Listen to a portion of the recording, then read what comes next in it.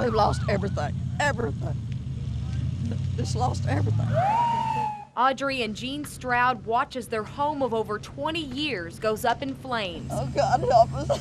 Leonard Canary says he saw the flames and pulled over to help. When you look at something and you see it's just nothing but flames, you know that there's not much chance you're going to get anything out of it, really. I don't have any insurance at all.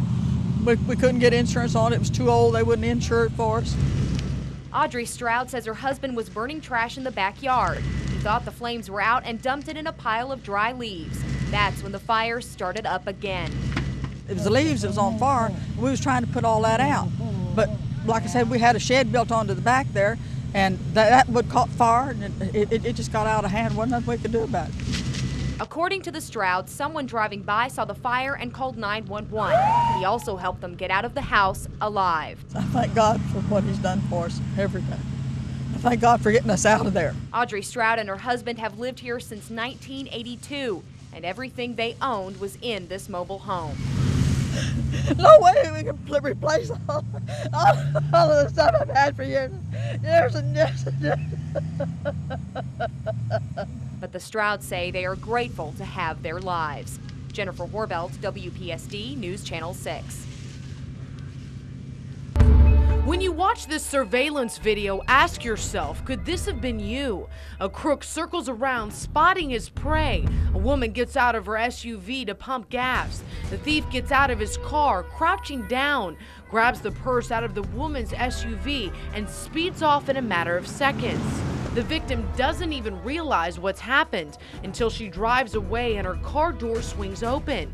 Too late, the crook is long gone. So how easy is it? We went to area gas stations. I approached women pumping gas. Hi. While my photographer went to the passenger side door, just like a criminal would do if this was the real thing. We wanted to see if anyone would even know he was lurking around their car. You probably don't even know my photographer is standing right over there next to your passenger's door. These two women never even noticed he was there, and both of them had purses, even cash, in the passenger seats and doors unlocked. I was not paying attention. I was reading the screen. He probably could have just taken your purse and you wouldn't have known, even if I was like his decoy and was over here talking with you. That's exactly right, and I am so glad that you pointed that out to me, because from now on I will be far more cautious. She made the perfect victim. Her SUV makes it easier for the criminal to crouch down and not be seen. Her back facing the SUV and her purse right there for the taking. But wouldn't the average person notice someone getting into their car? Well, with this note in hand, I pulled up next to a woman pumping gas into her SUV. In a matter of 4 seconds, I crouched down, opened the door, and placed this note next to her purse. I'm sorry to startle you. Okay. How are you doing? We opened your door and we put a piece of paper there. Okay. Do you want to look? Okay. You see it? Yeah. You do?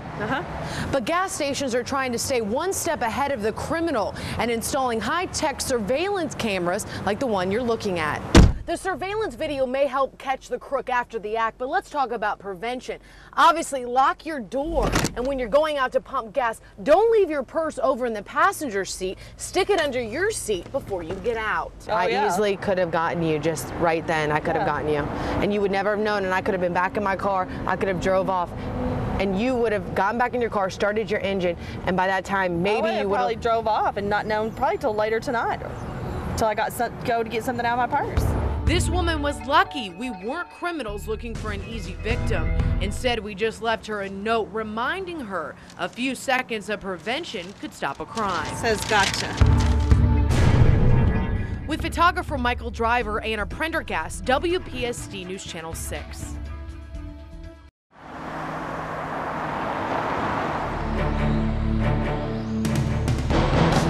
This has been the biggest disaster, natural disaster in the state's history.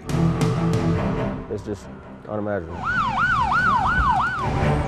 It's just been, what is day 9? Today, be 21 days. Power crews continue to work around the clock to restore service to folks in our area. Additional crews from other states are pouring into this region to give a helping hand. We sure appreciate y'all. You have to think about what might go wrong. I'd say on a scale of 1 to 10, we're right up there at a 10 as far as being one of the most dangerous jobs in the world. They've worked hard, they've worked safely. We've had a few minor things until this event occurred, and it literally took the wind right out of our sails. We start tonight with breaking news. 2 line workers are in the hospital after falling nearly 40 feet just before 6 this evening. One man is stable while the second one is in critical condition. The one man was hurt pretty bad. The pole snapped. Both workers come off the pole. I know the pole had a transformer on top of it, and it fell as well. It is bad, real bad. And we are working breaking news this midday. We have word that the Jackson Purchase electrical worker who fell from a utility pole on Clark Line Road on Tuesday has died.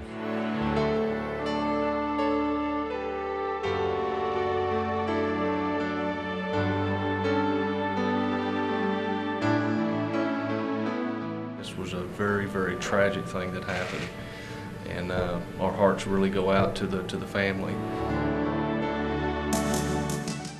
Andy was willing to come down here and sacrifice himself to get the people of Kentucky back up and running. Utility workers across the region came out in force to honor the memory of Andy Reichwein this afternoon. We know what he does every day, what he did every day. And we are gathering here to honor the memory of one of our fallen brothers. Andy was a journeyman lineman. He was also a gentleman. He's also a good friend. Andy sacrificed potentially a Valentine's Day with his lovely bride and his little girl to come to Kentucky. He sacrificed when he had an accident. It's a tragic event where someone came to Kentucky to help us in our desperate time of need.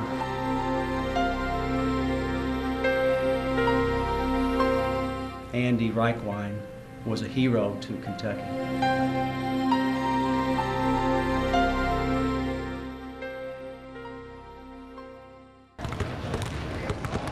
I've been playing ever since I was about old enough to dribble a ball, you know. Dustin McClain is having the kind of senior year ball players dream about. He's got so much offensive potential, and he's grown as a person and as a basketball player in the last 2 or 3 years. Got it. He is a tremendous role model as a young person. Ooh, I can't hit nothing right now. There we go. And man, just one of the most positive kids I've ever been around. My best spot's over there, so you know.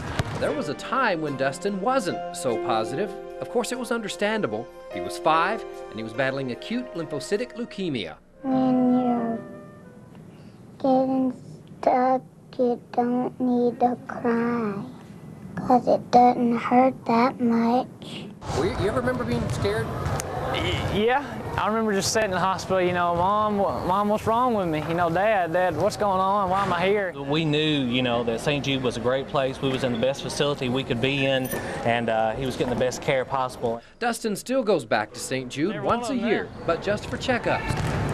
No more cancer, no more chemo, no more hair falling out. Got it. Just the picture of health. Oh, I missed it.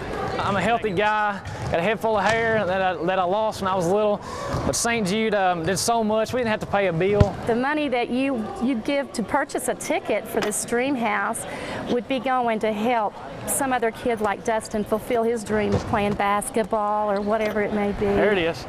Woo! It's for you nuts.